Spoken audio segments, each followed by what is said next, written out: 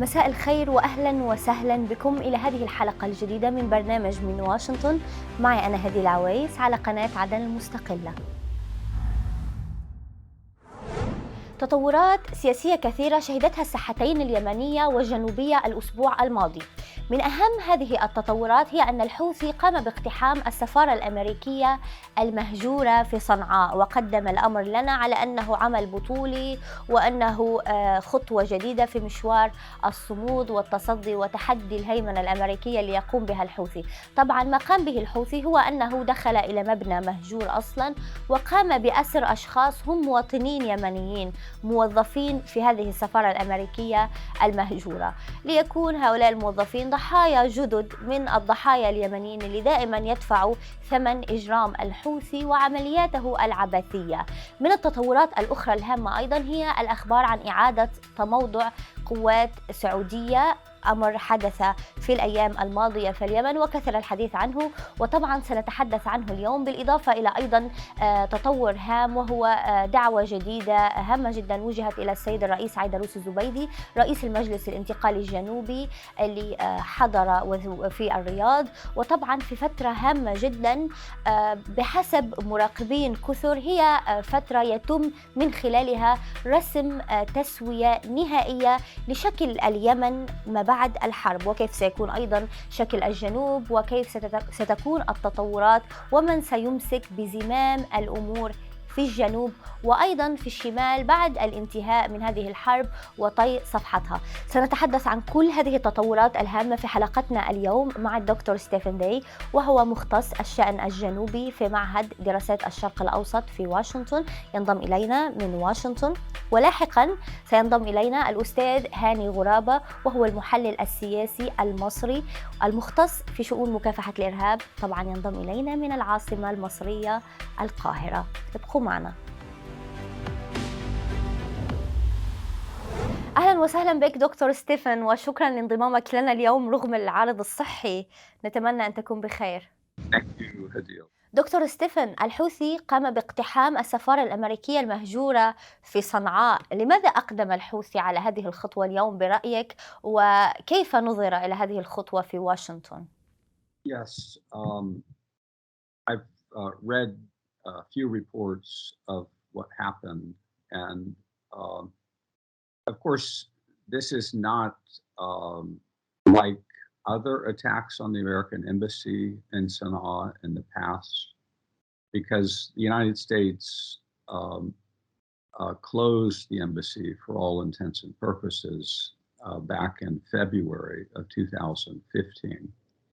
And at that time, Ansar Allah was in control of Sana'a, and the United States vacated Sana'a. So for 6 years, the embassy's been sitting there in a city where it's really not functional, it's not operating. And the staff of the embassy, for the most part, operates outside the country. The United States began working via special envoys that it would appoint to work on Yemen. Earlier this year, Tim Linderking is that person, but he has not been based at all at the embassy in Sana'a. So it's a slightly different situation than to describe it as an attack on the embassy. Obviously, the facility is there, and so the question was, why is Ansar Allah at this time breaking into the embassy and arresting people that were there on the ground? I have to tell you that it shouldn't be interpreted as if it's, a typical break-in to an embassy, because I have to tell you, it gets played politically in this country as if it's something very alarming, and that politicians have to pay attention to this. And obviously opponents of the current President Biden were trying to use that against him and say, why was he so derelict in his duty, that the embassy, but it's not that at all. For 6 years, the embassy has not been functional. So the primary interpretation is that this was a show of force on the part of Ansar Allah. There's clearly some kind of signal that they were wanting to send to the US government. but the Biden administration and the U.S. government has not acted in response in the way that other governments would act if their embassies had been attacked. And that's because it was sitting there for 6 years without really being functional. So in many ways, it's a non-issue. It's a question of the politics that's happening in this stage of negotiations. And I think most people look at it as something related to Ansar Allah's attempt to take control of Marib. And it's also possible that they did it because they were wanting to rally support in Sana'a, by acting as though they're really tough and, they can break into the American embassy. There are many possibilities. It's possible that it was kind of a rogue group that went in, arrested some of the security guards and apparently is still holding them. No one really knows for sure what I know, what I've been able to find out, why it happened. And certainly the United States government has said that Ansar Allah forces need to leave and restore the sanctity of the building. And it was Yemeni staff that were working for the U.S. government that were in the building. And what I understand is that no American citizens were arrested, but there were Yemenis on staff at the embassy. It seems they were primarily security guards that were by Ansar Allah and are still being held, as far as I understand. نعم دكتور ستيفن، إذا ترى أنه كون السفارة مهجورة وكون ما فيها مواطنين أمريكيين فهو أمر غير مهم إلى حد كبير بالنسبة لواشنطن، ولكن هناك من فسر هذه الخطوة بأنها انتقام من الحوثي على العقوبات الجديدة التي طبقتها الولايات المتحدة ضد كيانات مرتبطة بالحوثي.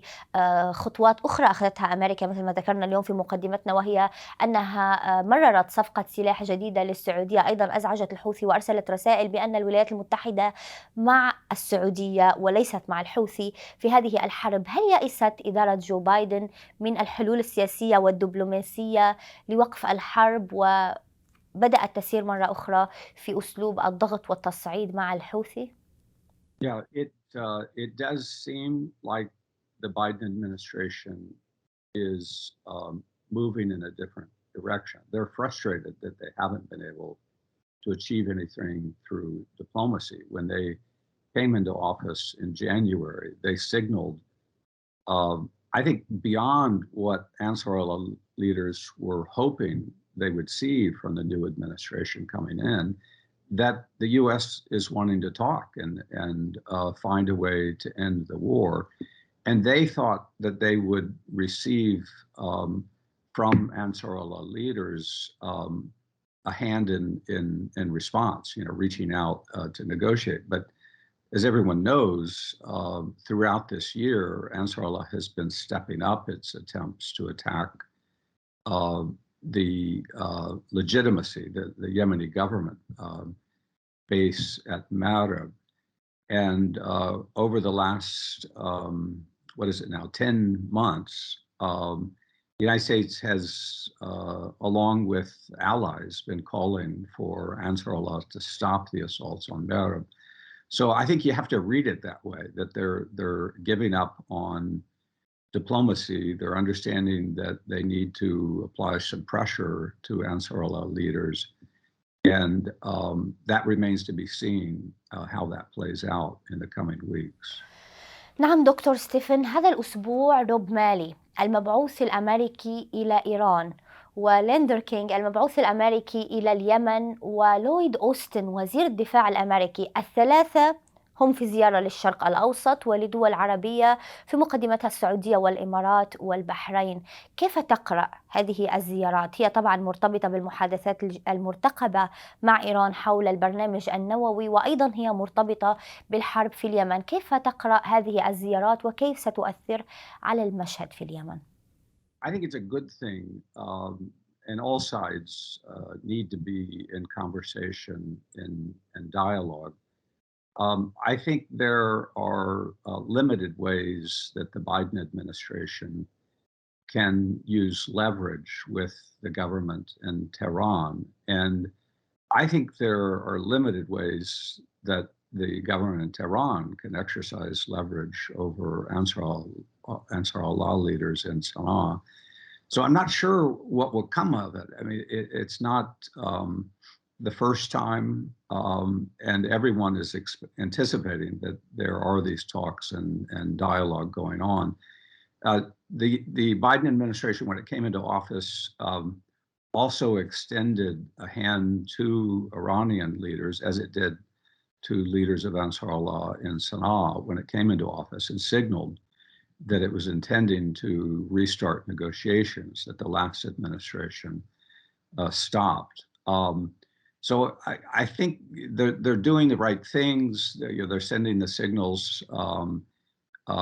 with respect to Iran that they want to negotiate an end to this, and perhaps they're preparing to step up some use of the stick towards Ansar Allah in order to try to get the government in Tehran to do something more than what they've been doing in the past to get Ansar Allah to stop the fighting around Marib. وأخيرا دكتور ستيفن، كان هناك حديث عن إعادة تموضع للقوات السعودية في بعض المواقع في اليمن، وبالتزامن مع هذا التحرك كان هناك دعوة لها طابع رسمي وهام للرئيس عيدروس الزبيدي رئيس المجلس الانتقالي الجنوبي إلى الرياض. كيف تفسر هذه التحركات الجديدة؟ وهل تعتقد أن السعودية بدأت تنسق لمرحلة ما بعد الحرب وترتب شراكاتها وتحالفاتها في الفترة التي ستلي هذا الصراع والحرب العسكرية بشكلها التقليدي على الأرض؟ That the leadership of the Southern Transition Council is in a good position to play a helpful role and a lasting role in the future of what's to come in Yemen once the war comes to an end. So it's a good sign that President al-Zubaydi is going to Saudi Arabia to meet with leaders there. I'm not sure what will come from that, and I'm not sure if Saudi Arabia is at the point yet where they're going to walk away from involvement in Yemen. I know there's a lot of speculation about that, and I think the trend has been that they're headed in that direction. Many people have drawn this comparison to the position the Saudis find themselves in Yemen and the position that the US government found itself in Afghanistan when the Biden administration followed through on the agreement that President Trump made with Taliban leaders that the United States would leave Afghanistan. I think it's too early to know whether that's going to happen. I tried to get sort of the latest news of what's happening around Marib, and it definitely looks like Saudi and coalition aircraft are still bombing, running strikes around Jabal Barak outside Marib. And there's been pretty intense fighting over the last few days. So certainly there's no indication on the ground that they're pulling out or ceasing their attacks on Ansar Allah. شكرا لك دكتور ستيفن. Thank you, Hadil. Take care. ومن واشنطن ننتقل إلى القاهرة، حيث ينضم إلينا الأستاذ هاني غرابة، وهو المحلل السياسي في شؤون مكافحة الإرهاب. والأستاذ غرابة له عدة كتابات وأبحاث في عدد كبير وهام من الصحف الأمريكية. أرحب بك أستاذ هاني، شكرا لانضمامك إلينا اليوم.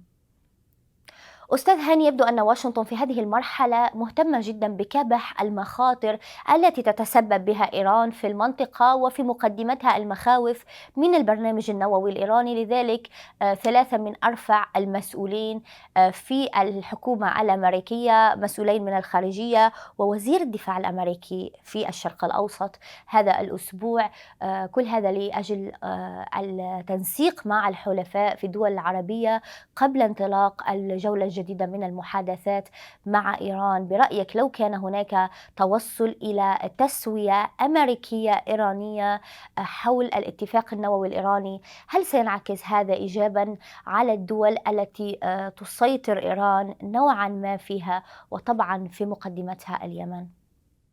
حضرتك إيران بدأت في السيطرة على المشهد من بعد الأحداث الربيع العربي، من بعد 2011. تم السيطرة على دول زي لبنان والقرار السياسي في سوريا واليمن، ونفوذ في دول يعني محاولات لاستغلال نفوذ في دول زي البحرين وكده. ولكن بالنسبة للوضع اليمني تحديدا، الوضع هناك معقد جدا بعد بعد الحرب من 2015 لحد دلوقتي. إيران بتدعم الحوثيين بصورة فجة وواضحة أمام الجميع، والإدارة الأمريكية بعد ما كانت أدرجت تنظيم الحوثيين على قائمة الإرهاب رفعت الحظر ده، وبحجة إن إيصال المساعدات لليمنيين. المعروف إن تنظيم الحوثيين نفسه هو اللي بيسيطر على توزيع هذه المساعدات، وفي أغلب الوقت لا تصل إلى مستحقيها في أي حال من الأحوال. إيران رقم صعب في ملف بايدن، لأن وسائل مختلفة تم التعامل معها مع إيران. هو كان شايف ان الرئيس ترامب مش عارف يدير المشهد بصوره تامه، ولكن اللي احنا شفناه ان هو ما عملش حاجه لحد دلوقتي في هذا الملف، غير ان الدوله الايرانيه بتتمدد نفوذا يعني، وفي نفس الوقت بتدعم كل الحركات، حركات ارهابيه وحركات مسلحه في لبنان، في سوريا، في اليمن وغيرها، وطبعا في العراق ده اولا يعني واخيرا. ولكن اللي قدام بايدن حل من اتنين دلوقتي، الا ان هو يستمر في المفاوضات بلا نهايه، وده الوقت دايما في صالح ايران، لان من الواضح ان الملف النووي بتاعهم، ان رغبتهم في امتلاك سلاح نووي منعا لحرب قادمه مع اي دوله عظمى او كده، تحديدا الولايات المتحده او حلف الناتو، هو الهدف الرئيسي دلوقتي للحكومه الايرانيه، بغض النظر عن ادعاءات سلميه البرنامج النووي بتاعهم من اساسه. ولكن ده الهدف الرئيسي، ان هو في مقابل بعض المساعدات الاقتصاديه، ان هو يعمل يرفع عنهم بعض الحظر وكده، مقابل انهم يقدموا تنازلات. وتم تجربه الموضوع ده قبل كده ولم ينجح الحقيقه. الاختيار الثاني هو تحجيم ايران عسكريا، وده شيء صعب المنال دلوقتي بالنسبه لبايدن طبقا للظروف الاقتصاديه الحاليه والمحيطه حتى بالشرق الاوسط وكده. ما فيش حد هيقدر يتحمل تبعات حرب جديده في المنطقه، رغم ان هو ممكن يتعامل معاهم، يتعامل يعني ربما تكون توجيه بعض الضربات العسكريه، يعني مش حرب شامله يعني لبعض المواقع النوويه والانشاءات العسكريه وكده. ولكن المشكله في هو رد الفعل الايراني، لان عندهم مسلحين في مناطق مختلفه من العراق لليمن لكده، قد تقوم بعمليات ارهابيه وعمليات مسلحه ضد مصالح امريكيه وغربيه وعربيه اكيد يعني. وده اللي هو مصدر القلق الرئيسي. أستاذ هاني، هناك عدة أطراف من الدول العربية وأيضا أطراف جنوبية، وتحديدا المجلس الانتقالي الجنوبي، لديهم تخوف من عامل الإخوان في مشهد الصراع في اليمن. يعتقد أن عامل الإخوان يطيل من أمد الصراع، خاصة في ظل العلاقة الغامضة التي تجمع الإخوان المسلمين بإيران والميليشيات المدعومة إيرانيا. أنتم في مصر كان لديكم تجربة مع الحكم الإخواني. في ظل الحكم الإخواني توثقت علاقة مصر إلى حد كبير بالنظام الإيراني. ماذا تحكي لنا عن الدروس المستفادة والاستنتاجات من التجربة التي مرت بها مصر؟ علاقة جماعة الإخوان المسلمين بإيران تمتد لمرحلة ربما الخمسينات والستينات بالنسبة للملالي في إيران وقيادات الإخوان.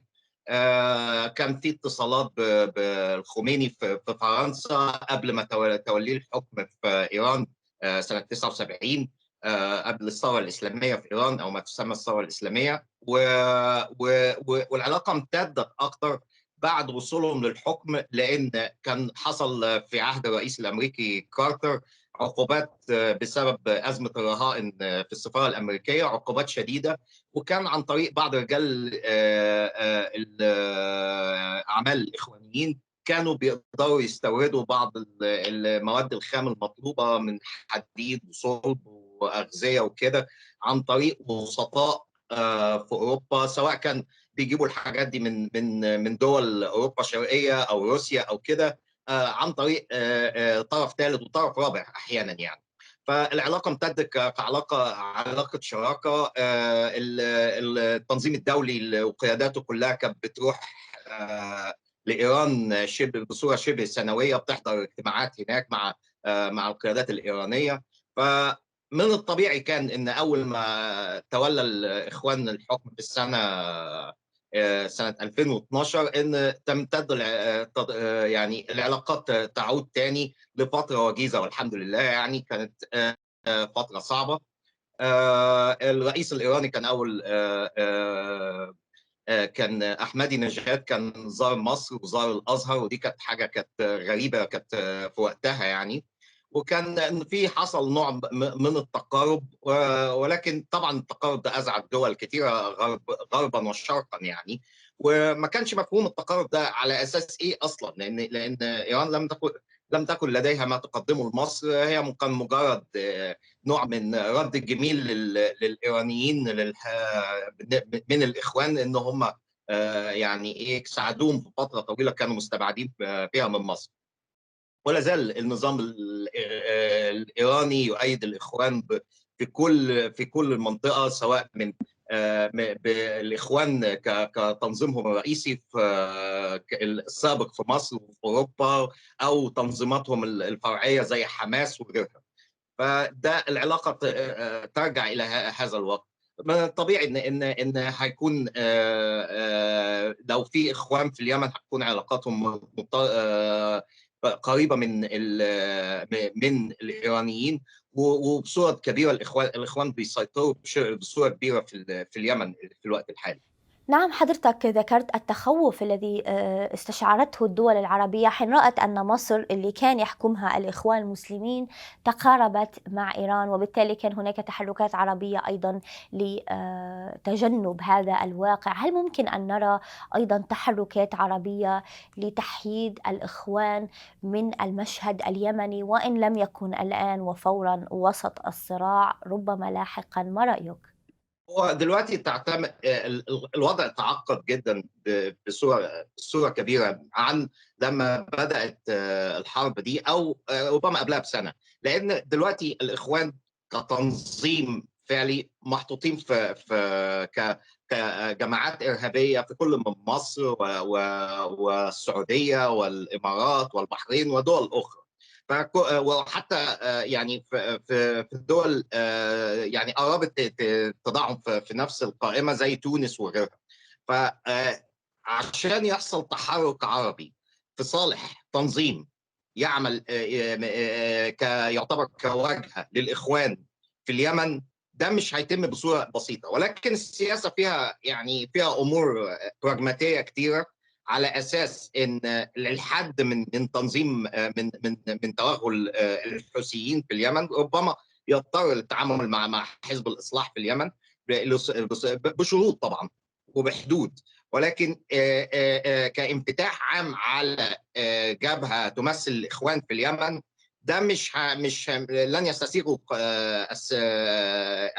اي سياسي عربي بالصورة كاملة في الوقت الحالي. يعني هيبقى الوضع زي ما هو نقدر نقول مع حماس كده، في علاقات، ولكن علاقات متوترة في أغلب الوقت، بتحصل بعض اللقاءات مش على المستوى القيادي يعني، وفي نفس الوقت بسبب مصالح عشان الشعب الفلسطيني وعشان المعابر والحاجات دي كلها، ولكن هذا ليس يعني اعتراف كامل بشرعية حماس أو ما تفعله مثلا في غزة من قبل السياسيين العرب.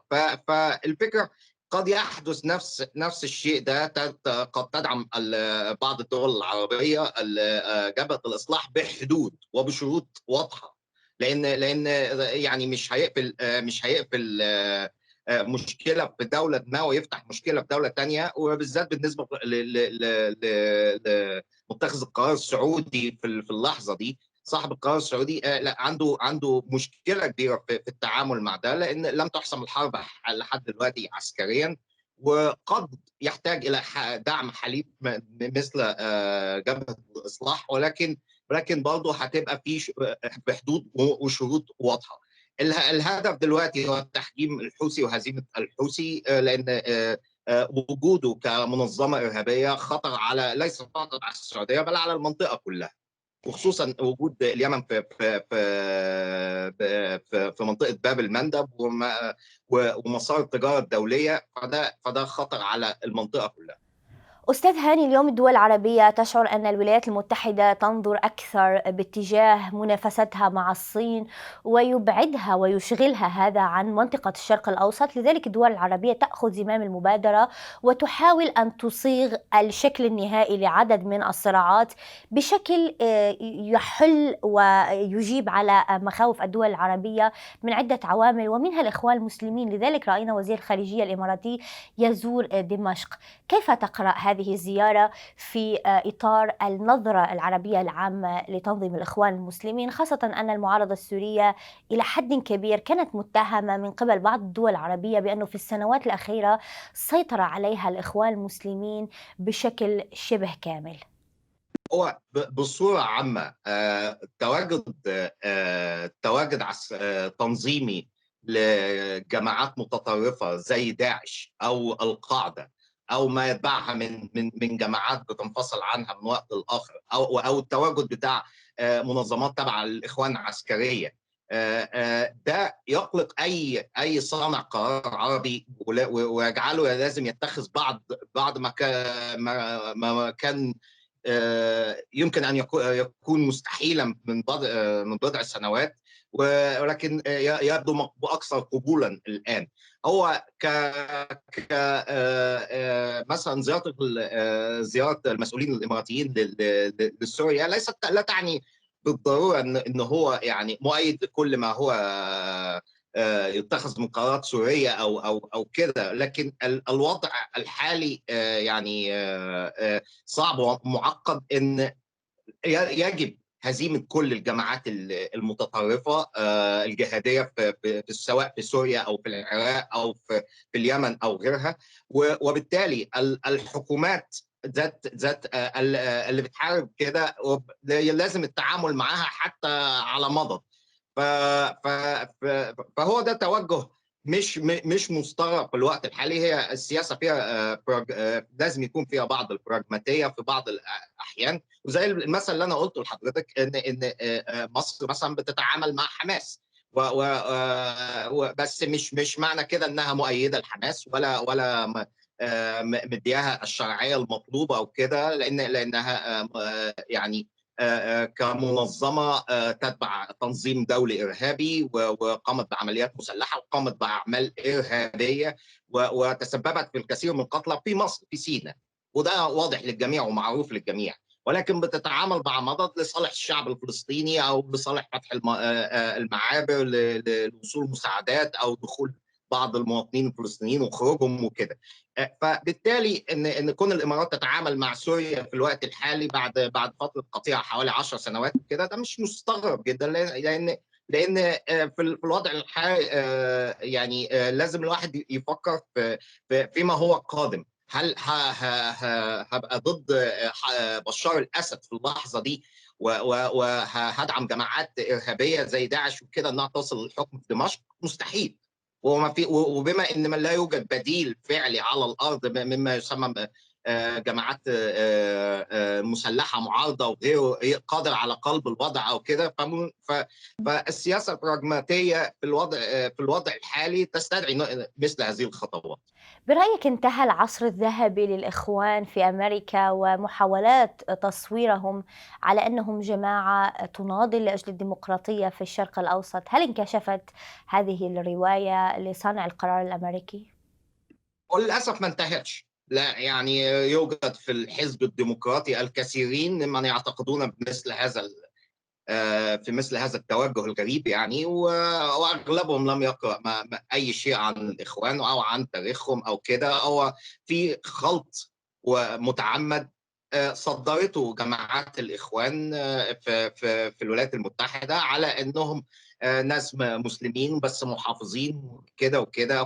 فبدأ التوجه ان انا لو انا ضد هذه الجماعه يبقى انا ضد ديانه رسميه او ضد تنظيم ديني وكده. وده طبعا بالنسبه لطبيعه حريه الراي والتعبير ده شيء مذموم بالنسبه لبعض الناس، وهذا خطا ضخم يعني، والجميع يدفع ثمنه الان. لان الاخوان من الخمسينات والستينات نظموا نفسهم تحت ألوية وجماعات مختلفة متعددة الأسماء، قد يزيد عددها عن 40 على الأقل المعروفين حاليا. يسيطروا على مئات بل آلاف المساجد في أمريكا، وبيقدموا نفسهم بكل شكل، وبيقولوا نفس الكلام بس بأسماء مختلفة. فيظهر للمتلقي هذا الكلام ان هو ده الكلام، هو ده يعني لب الدين الاسلامي، وهذا ليس صحيح. ودي هي أس المشكله في الموضوع، ان لما عده جماعات سمت نفس هي جماعه واحده وقسمت نفسها لعده جماعات بيقولوا نفس الكلام للمتلقي الامريكي، للساسه الامريكيين، للشعب الامريكي، للمواطن الامريكي، فيبدا يظهر التوجه ان دول هم من يمثلوا الاسلام. فالمشكله دي موجوده في الولايات المتحده وبالذات في الحزب الديمقراطي. ولكن في الحزب الجمهوري على النقيض في ناس زي السيناتور تيد كروز قرأ الوضع بصوره افضل، يعلم عن الشرق الاوسط ويعلم عن تاريخ الجماعه وما قامت به من اعمال ارهابيه من الثلاثينات والاربعينات في مصر لحد دلوقتي في الشرق الاوسط. وبالتالي بيطالب بادراجها كجماعه ارهابيه في اللوائح الامريكيه. وبالتالي احنا دلوقتي قدام توجهين. البعض في الديمقراطيين يعتقدوا ان لا، ده الكلام ده غلط، وده عنصري ضد المسلمين وكده، وهو ليس فيه ادنى شيء من العنصريه، ولكن واقعيا ما حدش يقدر يعتبر جماعه ارهابيه كجماعه خيريه او دعويه تحت لمجرد انهم مثلا مسمين نفسهم اخوان مسلمين. فتحت هذا الادعاء اي حد ممكن يقول اي حاجه.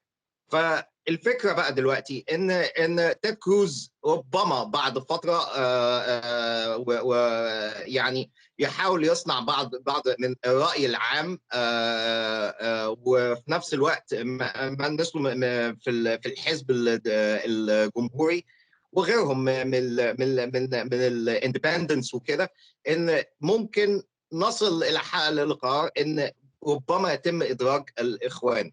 المشكله ان الاخوان بتنظيماتهم زي اسنا وكير وغيره في امريكا كانوا داعم رئيسي لجو بايدن في حملته الانتخابيه، وده كان وضع رسمي ومسجل، وهو كان بيحضر لهم بعض الاجتماعات اونلاين وغيره.